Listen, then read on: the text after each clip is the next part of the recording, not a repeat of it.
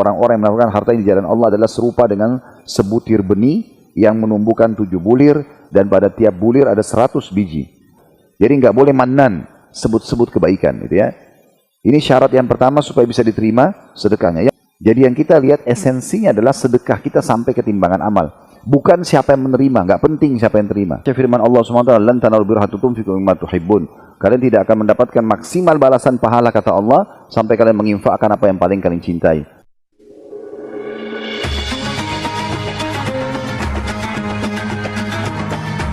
Yang subscribe, semoga hidup kaya raya, mati masuk surga. Yuk jadi bagian dari dakwah kami. Dukung operasional dakwah dan sosial kami, raih pahala amal jariah yang terus mengalir sampai hari kiamat. Bismillah, Assalamualaikum warahmatullahi wabarakatuh. Alhamdulillah, tidak henti-hentinya kita selalu mengucapkan dua susunan kata ini kepada Sang Pencipta Allah yang Maha Melihat, Maha Mendengar, Maha Kuasa dan Maha Perkasa. Satu-satunya zat yang kita yakini pencipta alam semesta ini termasuk pencipta diri kita sendiri, dan beruntunglah orang yang meyakini hal tersebut sehingga dia tidak perlu mencari Tuhan-Tuhan lain. Berapa banyak manusia yang tersesat, akhirnya mereka menyembah pohon, patung, dewa-dewa, bintang-bintang, jin dan segala macam hal, karena mereka tidak mendapatkan hidayah untuk kembali kepada Tuhan yang satu ini. Oleh karena itu kalimat la ilaha illallah, la ma'budu bihaqqin illallah, tidak ada Tuhan yang berhak disembah di seluruh alam semesta ini kecuali Allah, adalah memberikan jawaban kepada kita atas semua pertanyaan yang muncul secara detail sampai menciptakan awan, langit, menggantikan siang malam, turunnya hujan, menciptakan manusia, hewan-hewan, tumbuh-tumbuhan dengan populasinya, dengan sistem pencernaannya, dengan sistem pertahanannya dan segala macam hal, itu kecuali Allah Subhanahu wa taala. Ini sebuah nikmat yang tidak terhingga karena Allah pandu kita agar bisa mengenal Dia melalui syariatnya atau agamanya. Dan salah satunya atau salah satu tujuan kita duduk di sini bersama-sama di rumah Allah untuk mempelajari agama Allah tadi, sehingga Islam kita dan iman kita lebih sempurna lagi, dan selain menjadi panduan hidup selama di dunia, kita jadi tahu mana makanan, minuman, pendapatan, pergaulan yang boleh dan tidak boleh, serta di akhirat akan dibalas dengan surga yang abadi. Maka ini sebuah nikmat yang harusnya kita syukuri dan kita pertahankan, dan Allah memerintahkan kita mempertahankan Islam ini dengan terus mengkajinya, mempelajari, mendalami dan juga akhirnya mempraktikkan dalam hidup sampai kita wafat. Dalam firman Allah, wala tamutunna illa wa antum muslimun, dan janganlah kalian meninggal dunia kecuali dalam keadaan Islam. Selanjutnya kita panjatkan salam hormat kita kepada manusia yang telah Allah perintahkan kita untuk mengucapkan salam hormat kepadanya, dan Allah menutup risalah langit dengan diutusnya manusia terbaik ini. Dia adalah Nabi besar Muhammad sallallahu alaihi wa ala alihi wa sahbihi wasallam, dan sangat beruntung orang yang menjadi pengikutnya baik di dunia maupun di akhirat. Dan tentu saja kita akan mendapatkan apa yang sudah dijanjikan oleh beliau, karena buah tidak akan jauh dari pohonnya bila kita selalu mengikuti sunnah-sunnahnya. Baik ibu-ibu sekalian, seperti biasa bila Allah SWT mudahkan, kita akan melanjutkan bedah buku kita Kunci Sukses di Alam Kubur, ditulis oleh Dr. Ahmad Mustafa Mutawalli hafidahullah, dan kita masuk di poin ke-11. Kita sudah sempat singgung pada pertemuan yang lalu kalau poin 8, 9, 10 dan juga 11 itu digabungkan dalilnya dalam satu hadis.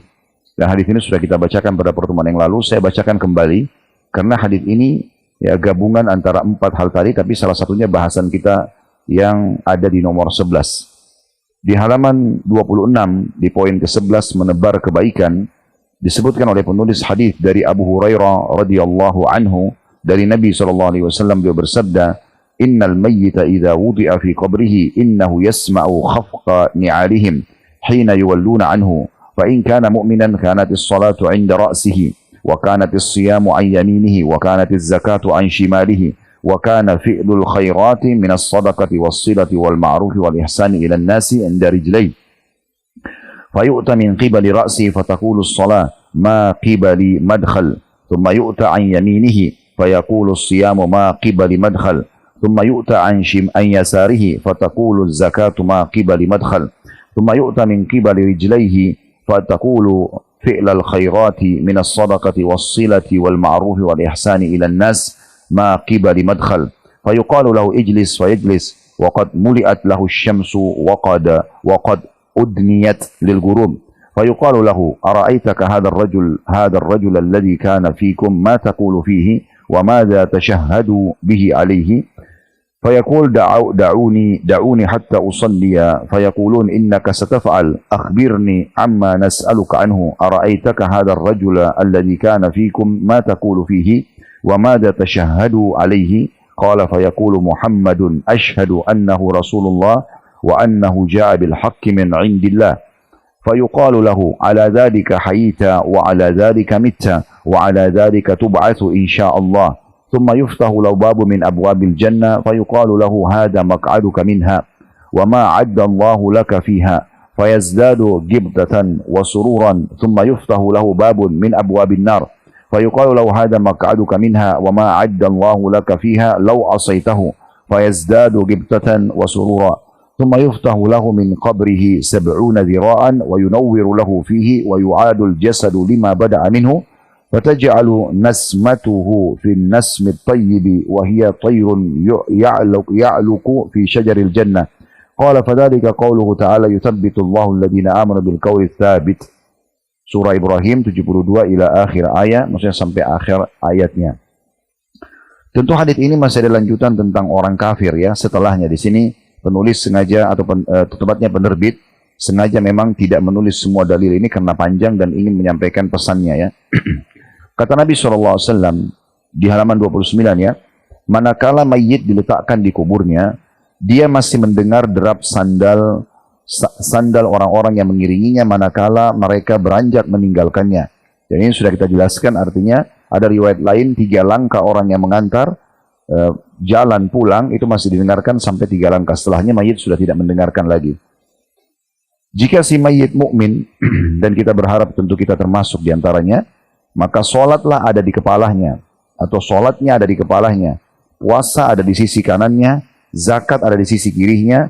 Ini sampai sini sudah pernah kita jelaskan ya, di poin 8 tentang sholat dan berbagai macam keutamaannya. Kemudian puasa juga sudah kita jelaskan, itu di poin ke-9. Kemudian zakat juga di poin ke-10 sudah kita jelaskan pada pertemuan yang lalu. Dan yang keempat dikatakan, sedangkan amal-amal kebaikan berupa sedekah, silaturahim, kebaikan dan kebajikan kepada manusia di kedua kakinya. Jadi kalau ibu mau garis bawahi di bukunya, digaris bawahi poin yang ini, yang keempat ini ya, yaitu sedangkan amal-amal kebaikan berupa sedekah, silaturahim, kebaikan dan kebajikannya kepada manusia di kedua kakinya. Nah ini yang akan kita bahas nih. Karena tadi sholat ya, itu sudah kita bahas, kemudian puasa juga sudah, zakat juga sudah, itu di kepala, di kanan dan di kiri. Kemudian sekarang kita akan bahas di bagian kakinya si mayit nanti, itu akan berkumpul semua kebaikan-kebaikan yang dia lakukan dari sedekah, silaturahim keluarga, kebaikan dan kebajikan kepada semua manusia di kedua kakinya, apapun itu. Lalu dia didatangi dari arah kepalanya, maka sholat berkata kepada malaikat, tidak ada jalan masuk melalui diriku. Kemudian dia didatangi dari sisi kanannya, maka puasa berkata, tidak ada jalan masuk melalui diriku. Kemudian dia didatangi dari sisi kirinya, maka zakat berkata, tidak ada jalan masuk melalui diriku. Kemudian dia didatangi dari arah kedua kakinya. Nah ini yang jadi bahasan kita sekarang. Dari arah kedua kaki mayit, malaikat akan datang, maka amal-amal kebaikan berupa sedekah, silaturahim, kebaikan dan kebajikan kepada manusia berkata, tidak ada jalan masuk melalui diriku. Maka dikatakan kepadanya, duduklah. Dia pun duduk. Lalu diperlihatkan padanya seakan-akan matahari akan mendekati terbenam. Lantas dikatakan kepadanya, katakanlah kepada kami tentang laki-laki yang diutus kepada kalian. Apa yang kalian katakan tentangnya dan kesaksianmu atasnya? Si mukmin menjawab, biarkan aku sholat terlebih dahulu. Mereka berkata, maksudnya di sini biarkan aku sholat karena diperlihatkan seakan-akan matahari mau terbenam. Dia ingin sholat karena kebiasaan sholat selama di dunia. Maka para malaikat mengatakan, nanti kamu bisa melakukannya. Jawablah dulu apa yang kami tanyakan tadi. Katakan kepada kami tentang laki-laki yang diutus pada kalian, maksudnya Nabi Muhammad SAW ya. Apa yang kalian katakan tentangnya dan apa kesaksianmu atasnya? Maka si mayit mengatakan, beliau adalah Muhammad, aku bersaksi beliau adalah utusan Allah. Beliau datang membawa kebenaran dari sisi Allah. Maka dikatakan kepadanya, di atas itulah engkau hidup, maksudnya waktu kamu hidup kamu mengikuti sunnahnya, di atas itulah engkau mati, meninggal dalam keadaan muslim, dan di atas itu pula lah kamu akan dibangkitkan insya Allah. Kemudian dibukakan untuknya sebuah pintu dari pintu-pintu surga, seraya dikatakan kepadanya, inilah tempat tinggalmu di sana dan apa yang Allah sediakan untukmu. Maka dia semakin berbahagia dan senang karenanya. Jadi nanti kita kalau masuk kuburan, setelah jawab pertanyaan malaikat tentang siapa Nabi Muhammad SAW, Allah akan bukakan kita pintu surga dan kita bisa melihat istana kita nanti di surga. Dan kita sangat gembira karena itu akan menjadi hiburan selama kita di surga, selama kita di kuburan sampai kita nanti menuju hari kebangkitan dan menuju ke surganya. Lantas salah satu pintu dari pintu-pintu neraka juga dibuka untuknya, seraya dikatakan kepadanya, ini adalah tempat tinggalmu di sana dan apa yang Allah siapkan untukmu di dalamnya seandainya engkau mendurhakainya. Jadi sengaja juga walaupun kita beriman, Allah akan perintahkan malaikat membukakan pintu neraka yang tadinya diancamkan buat kita kalau meninggal dalam keadaan kufur atau banyak meninggalkan kemaksiatan, mengerjakan kemaksiatan dan tidak sempat meninggalkannya atau taubat, maka diperlihatkan dan dikatakan ini loh tempat kamu. Ya, kalau seandainya kamu dulu kufur, kamu berbuat maksiat, maka ini tempatmu. Maka dia pun semakin berbahagia dan senang karenanya. Maksudnya tidak jadi masuk ke neraka dan dia akan masuk ke surga. Setelah itu kuburnya dilapangkan seluas 70 hasta dan diberikan cahaya. Lalu jasadnya dikembalikan seperti sedia kala, sedangkan ruhnya diletakkan pada jiwa yang baik, yaitu burung yang bertengker dan makan pada pohon surga. Nabi SAW mengatakan inilah makna firman Allah dalam surah Ibrahim ayat 27. Allah meneguhkan iman orang-orang yang beriman dengan ucapan yang teguh dengan kehidupan atau dalam kehidupan dunia dan juga di akhirat. Ini tadi surah Ibrahim ayat 27 ya, yang di dalam bahasa Arabnya 72 ini keliru, sudah kita jelaskan pada pertemuan yang lalu. Nah, kita hanya akan bahas sampai di sini karena lanjutan hadis tentang masalah orang kafir dan berbagai macam siksaannya sudah kita baca pertemuan yang lalu ya. Baik. Dari hadis ini, kita sekarang masuk ke poin yang keempat yang akan menolong mayit ya, dari sisi kakinya, yaitu semua perbuatan kebaikan. Jadi selain 3 amal yang sudah kita sebutkan yang lalu, yaitu sholat, puasa, dan juga zakat. Dimulai dari yang pertama adalah sedekah. Dimulai yang pertama dari sedekah. Coba Ibu mulai buka masalah sedekah ini di surah Saba ya. Surah nomor 34 ayat 39. Surah nomor 34 ayat 39. Itu dulu dasarnya masalah sedekah. Kebanyakan orang mereka tidak mau sedekah, kenapa? Karena mereka ketakutan kalau mengeluarkan sedekah itu dikhawatirkan nanti hilang hartanya atau berkurang hartanya. Itu yang paling sering dibisikkan oleh syaitan sehingga ragu. Kotak amal sedang lewat depan matanya, atau dia sedang melihat orang miskin di jalan, atau dia sedang lihat masjid direnovasi, atau ada kesempatan membantu teman-teman kita di Palestina. Mereka ragu membantu. Kenapa? Karena bisikan syaitan, nanti kamu mau makan apa? Kamu juga butuh uang itu. Jadi ditakut-takutin seperti itu.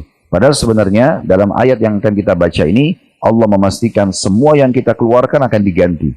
Surah Saba, surah nomor 34, ayat 39, potongan ayat ya. Bukan dari awal ayat, potongan ayatnya saja. Di situ ada potongan ayat, kalau bisa dilihat dalam bahasa Arabnya, وَمَا أَنْفَقْتُمْ مِنْ شَيْءٍ فَهُوَ يُخْلِفُ. Lihat nggak? Apapun yang kalian infakkan di jalan Allah, maka pasti Allah ganti. Nah, di sini Allah Subhanahu wa taala memastikan pasti Allah ganti, ya, itu dia. Jadi ayat ini selalu dipegangi dalam sedekah karena memang Allah Subhanahu wa taala memastikan tidak ada satu kalau kita rupiah pun yang kita keluarkan kecuali pasti Allah akan ganti. Saya tidak ingat apa saya pernah membacakan ayat-ayat tentang sedekah di sini yang Al-Baqarah 261 sampai 274. Sudah ya? Baik, sekarang kita pindah. Ibu buka Al-Baqarah surah nomor 2 ayat 261 sampai ayat 274. Ini ayat-ayat Al-Qur'an yang paling panjang membahas masalah sedekah dengan berbagai macam rinciannya gitu ya. Dimulai dari 261 sampai 274. Ini belasan ayat membahas tentang masalah sedekah. Baik itu motivasinya, bagaimana niatnya, bagaimana jenisnya, ya semua dipaparkan dalam ayat-ayat ini. Saya akan bacakan 261 bunyinya. Mathalul ladina yunfikuna amwalahum fi sabilillahi kamathali habbatin ambatat sab'a sanabila fi kulli sumbulatin mi'atu habba wallahu yudha'ifu liman yasha wallahu wasi'un alim. Perumpamaan nafkah yang dikeluarkan oleh orang-orang yang menafkahkan hartanya di jalan Allah adalah serupa dengan sebutir benih yang menumbuhkan 7 bulir. Jadi kalau ibu keluarkan sedekah di jalan Allah, misalnya 10.000 rupiah, bukan 10.000 nanti Allah hitung. Dia seperti biji yang memunculkan 7 bulir. Ya. Dan di setiap bulir ada 100 biji. Jadi artinya dia akan terlipat gandakan 700 kali lipat. Ya. dalam hitungan sedekah. Selama ibu ikhlas mengeluarkannya, walaupun hanya sepotong roti, walaupun hanya sepiring nasi, sepotong tempe, apa saja, segelas air misalnya yang kita hidangkan ke orang, intinya semua kita niatkan infak, atau selembar baju misalnya, sepasang sendal, semua masuk dalamnya. Nah itu semuanya ibaratnya seperti satu bulir, ya, satu biji mengeluarkan 7 bulir, satu bulirnya berisi 100 biji. Ya. Nah ini perumpamaan yang luar biasa gitu. Saya ulangi lagi, orang-orang yang menafkahkan hartanya di jalan Allah, ya. Nah, perumpamaan nafkah yang dikeluarkan oleh orang-orang yang menafkahkan hartanya di jalan Allah adalah serupa dengan sebutir benih yang menumbuhkan 7 bulir, dan pada tiap bulir ada 100 biji. Allah melipat gandakan ganjaran bagi siapa yang Dia kehendaki, dan Allah maha luas karunia-Nya lagi maha mengetahui. Tolong ibu garis bawahi akhir ayat, Allah maha luas karunia-Nya. Maksudnya, yang menyuruh kalian sedekah dan menjanjikan akan dibalas berlipat-lipat adalah Allah yang maha kaya, ya, pemilik alam semesta ini. Jadi nggak perlu khawatir dalam bersedekah, apalagi hitung-hitung. Ya. Ayat 262-nya, alladzina yunfikuna amwalahum fi sabilillahi thumma la yutbi'una ma anfaqu mannan wala adan lahum ajrum inda rabbihim wala khaufun 'alaihim wala hum yahzanun. Orang-orang yang menafkahkan hartanya di jalan Allah, tadi harta di sini boleh uang, boleh pakaian, boleh makanan, boleh apa saja. Ibu keluarkan di jalan Allah. Di sini dikatakan syaratnya supaya maksimal mendapatkan pahala. Kemudian mereka tidak mengiringi apa yang dinafkahkan itu dengan menyebut-nyebut pemberiannya. Nah perhatikan ya, ini bahasa Arabnya mannan. Kamu kan sudah saya bantu, kamu kan sudah saya beri. Contoh misalnya, ada pengemis datang di rumah ibu hari ini. Besok dia datang lagi. Biasanya setan bisikin kita, kok orang ini lagi sih kita? Padahal sebenarnya rasionalnya, orang yang sama atau orang yang beda, intinya kita sedekah, kan gitu. Siapapun yang kita kasih, mau orang yang sama atau orang lain, ya intinya sedekah. Kenapa harus kita ribut dengan orang yang sama atau orang yang beda? Kan gitu. Bisa ditangkap pesannya ya? Karena kadang-kadang syaitan itu bisikin kita, kok orang ini lagi? Seakan-akan kita mau kasih orang lain, padahal orang lain atau dia sama saja. Gak ada urusannya. Justru kalau ada orang yang rutin minta pada kita dan ternyata kita bisa membantu dia rutin, itu kan satu hal yang baik. Kita nggak usah capek-capek nyari orang gitu. Ya. Malah intinya adalah sedekah kita sampai di timbangan amal, memang melalui mereka. Nah ini harus kita tepis bisikan syaitan seakan-akan kenapa harus orang ini yang sama? Atau kita menyebut-nyebutnya, kamu kan sudah saya bantu. Ingat, lihat tidak masjid tanah, itu saya yang nyumbang loh karpetnya. Itu rumah anak yatim sana, saya loh yang wakafin tanahnya. Nah ini tidak boleh, menghilangkan pahala sedekah itu. Jadi nggak boleh mannan, sebut-sebut kebaikan gitu ya. Ini syarat yang pertama supaya bisa diterima sedekahnya. Yang kedua, dan tidak menyakiti perasaan si penerima. Lempar uang kasih di depan mukanya misalnya, gitu kan? Atau sambil mencaci maki sambil kasih, ya. Ini nggak boleh. Ini 2 syarat mutlak nih ya. Selain ikhlas tentunya kepada Allah, tapi dalam ayat ini yang sering manusia terjerumus dalamnya itu tadi. Dia sebut-sebut pemberiannya dan juga dia menyakiti perasaan si penerima, ya. Pastikan ibu-ibu sekalian, kalau orang yang sedang kita bantu itu keadaannya, ekonominya seperti kita, dia nggak akan mengemis. Pastikan dia hidup juga senang. Untuk apa dia mengemis sama orang? Orang minta itu karena dia butuh. Dan bersyukur kalau Allah mengirim kepada kita orang-orang seperti ini di mana kita bisa justru bersedekah melalui mereka. Makanya persepsi ulama salaf kita, para sahabat, para tabi'in, tabi'in, tentang fuqara atau orang-orang miskin yang minta bantuan, itu mereka menyatakan pada dirinya mereka yang butuh untuk bersedekah. Bukan orang miskin yang butuh. Karena kalau ibu infak misalnya 100.000 kepada seseorang, atau 1 juta rupiah ibu kasih kepada seseorang, memang dia terima uangnya, tapi dia pakai hajatnya dia beli baju, dia makan, dia beli susu anaknya, misal contoh, dia bayar utangnya, habis tuh, selesai. Bagi dia habis, bagi kita tidak habis. Karena nilai itu dibawa ke timbangan amal. Tapi harus melalui dia, memang harus melalui tempat-tempat sedekah ini. Jadi yang kita lihat esensinya adalah sedekah kita sampai ke timbangan amal. Bukan siapa yang menerima, nggak penting siapa yang terima. Ya. Jadi nggak usah milih-milih, ini orang saya bantu atau tidak, nggak usah milih-milih. Karena targetnya adalah sedekah. Dan saya pernah sampaikan, ibu-ibu sekalian, anggap setiap peluang amal yang sedang kita kerjakan adalah amal terakhir kita. Mungkin kita nggak bisa sedekah lagi setelahnya, mungkin nggak bisa sholat lagi setelahnya, mungkin nggak bisa puasa lagi setelahnya. Ini penting, ya. Makanya Nabi Muhammad SAW itu kalau mau imami sholat, kadang-kadang beliau mengucapkan sallu salatal muwadda'ah. Salatlah sebagai salat perpisahan kalian. Maksudnya anggap setelah salat ini meninggal, maka kita akan selalu maksimal menjaga kehusyuannya. Andai ada orang ditangkap oleh musuh dan akhirnya dan dikasih kesempatan sholat 2 rakaat, kita bisa bayangkan bagaimana sholatnya orang ini karena dia tahu setelah salam dia akan maka harusnya kita setiap saat seperti itu, karena malaikat maut datang bisa mencabut terus setiap saat. Dan itu lebih dahsyat daripada leher kita ditebas, karena ruh ini keluar langsung, gitu kan? Jadi ini syaratnya ya. Saya ulangi, orang-orang yang menafkahkan hartanya di jalan Allah, kemudian mereka tidak mengiringi apa yang dinafkahkan itu dengan menyebut-nyebut pemberiannya dan tidak menyakiti perasaan si penerima, mereka kalau memenuhi 2 syarat ini memperoleh pahala di sisi Tuhan mereka. Tidak ada kekhawatiran terhadap mereka dan tidak pula mereka bersedih hati. Tidak ada khawatir, di dunia mereka akan diberikan rezeki, matinya baik, di akhiratnya mendapat balasan maksimal. Itu maksudnya tidak ada kekhawatiran dan tidak ada sedih bagi mereka. Ayat 263 mengajarkan kepada kita, kalau ibu benar-benar tidak punya atau dalam keadaan susah, jangan sakiti tetap perasaan orang yang kita tidak bisa kasih. Ya. Jangan bilang, ini orang kamu nggak tahu ya, saya juga lagi susah misalnya. Jangan ucapin begitu. Allah ajarkan kita, bagaimana kalau kita betul tidak mampu, sekarang kita kebetulan mau makan dan kita kelaparan sudah 2-3 hari nggak makan, kita harus makan nih. Ada juga orang datang minta. Kita cuma bisa tolong diri kita atau tolong dia. Sekarang kalaupun kita bagi mungkin cuma sepotong roti, nggak bisa. Maka tetap kita ucapkan kata-kata yang baik pada dia. Maaf ya, saya belum bisa berbagi misalnya. Atau saya belum bisa bantu di kali ini. Tapi betul-betul tidak bisa ya. Bukan ucapin itu bohong. Dia punya uang banyak ratusan juta di rekening baru bohong bilang nggak ada uang gitu kan. Nah ini yang senyum-senyum tahu diri biasanya gitu ya. Baik, 263. Qaulun ma'rufun maghfiratun khairum min shadaqatin yatba'uha adha wallahu ghaniyyun halim. Perkataan yang baik dan permintaan maaf. Nah itu, maaf ya, saya belum bisa kasih. Maaf, saya pengen sekali bersedekah tapi saya belum bisa. Nah, gitu contohnya. Perkataan yang baik dan permintaan maaf. Kita disuruh minta maaf sama orang yang minta bantuan tapi kita nggak bisa bantu. Bukan malah kita marah-marahin orang gitu ya. Itu lebih baik dari sedekah yang diiringi dengan sesuatu yang menyakitkan perasaan si penerima. Allah Maha Kaya lagi Maha Penyantun. Kalau kita lihat tujuan ayat ini supaya kita faham, sebenarnya jangan lihat siapa yang menerima, tapi bagaimana kita bisa sedekah, itu sudah satu poin yang luar biasa. Itu targetnya itu. Saya pernah sampaikan seingat saya, tapi coba saya ingatkan kembali kisah Rabi ibn Husaim rahimahullah.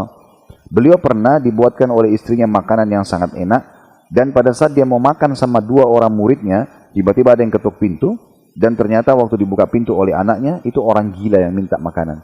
Orang gila, yang mungkin kita biasa kalau lihat di jalanan, kita menjauh atau kita menghindar dari dia. Dan dia berikan isyarat minta makan. Maka Rabi rahimahullah suruh anaknya ambil makanan yang dihidangkan yang sangat mewah ini, dibuat sama istrinya dan susah payah. Karena memang disebutkan dalam kisahnya begitu. Makan itu namanya halwa, adonannya mahal, buatnya lama. Itu biasanya waktu itu dimakan oleh pejabat-pejabat, oleh raja-raja gitu ya. Tapi istri Rabi buatkan buat Rabi, karena Rabi ini orangnya tidak rewel, selalu dia apa saja ya udah diterima makanannya. Akhirnya istrinya juga tersentuh ingin masakan yang enak. Kebetulan ada tamunya, tapi begitu lihat orang gila dibuka pintu lagi minta makanan, Rabi suruh ambil makanan ini kasih ke orang gila itu.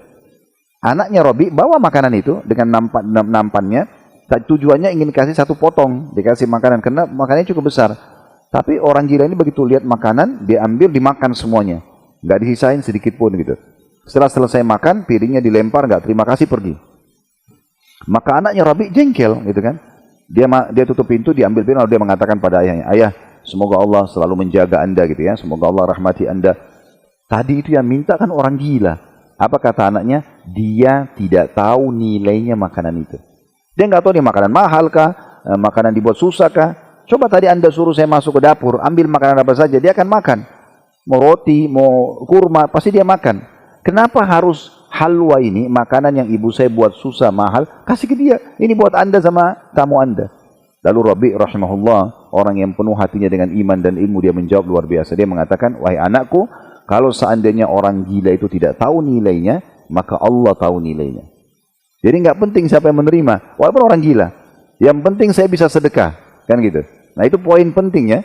Ini poin penting. Yang biasa setan bisikin kita seakan-akan, sudahlah. Bahkan ada di antara ibu-ibu kadang-kadang saking pelitnya, anaknya pun dimarahin kalau makan makanan enak dia punya. Misalnya dia bawa pulang nih makanan favorit taruh di kulkas. Pesan sama anaknya, jangan makan ya, ini punya ibu. Oh, ini luar biasa. Atau kalau sudah dimakan, dimarahin anaknya. Padahal itu sedekah, apalagi sama anak sendiri, darah dagingnya ibu. Gitu kan? Itu luar biasa. Ada yang sampai mukul anaknya. Ya. Itu luar biasa gitu ya. Atau perhitungan dengan pembantunya, atau perhitungan dengan tetangga bantalnya, suaminya maksud saya. Ya. Itu kan luar biasa. Ya. Jadi Rabi' bin Husaim lalu membaca firman Allah SWT, "Lan tanalul birra hatta tunfiqu mimma tuhibbun." Kalian tidak akan mendapatkan maksimal balasan pahala kata Allah sampai kalian menginfakkan apa yang paling kalian cintai. Jadi Rabi' tidak mau lihat orang gila atau bukan orang yang terima, tapi bagaimana saya bisa sedekah. Seorang salafus saleh pada saat dia kumpulin sedekah-sedekahnya, bingkisan-bingkisan untuk dibagi gitu ya. Begitu diambil oleh orang-orang yang sudah dibagikan sama dia, dia tersenyum lebar sambil mengatakan pada murid-muridnya, "Lihatlah, orang-orang itu membawa pahalaku ketimbangan amal tanpa diupah sedikit pun." Lihat pemahamannya ya. Jadi walaupun dia kasih dalam bentuk fisik, tapi dia bilang, "Lihat orang-orang ini membawa amalku ini, sedekahku ini ketimbangan amal tanpa diupah." Maksudnya dia, ini makanan yang saya kasih pakai, mereka pakai, makan, pakai ini. Habis, meninggal sudah selesai. Atau habis dalam waktu yang sudah ditentukan. Tapi nilainya itu dibawa ketimbangan amal. Begitu pandangan orang beriman. Sebagian mereka juga kalau kedatangan orang miskin, mereka senyum lebar. Lalu mereka mengatakan, "Selamat datang bagi orang-orang yang akan membawa amalku ketimbangan amal tanpa diupah." Begitu mereka melihatnya. Jadi di kelas ini, di kesempatan ini, Bapak Ibu sekalian, kita harus ubah persepsi kita. Jangan selalu kita menganggap, oh, orang ini minta-minta lagi, mukanya dia lagi gitu kan, atau apalah bahasanya gitu.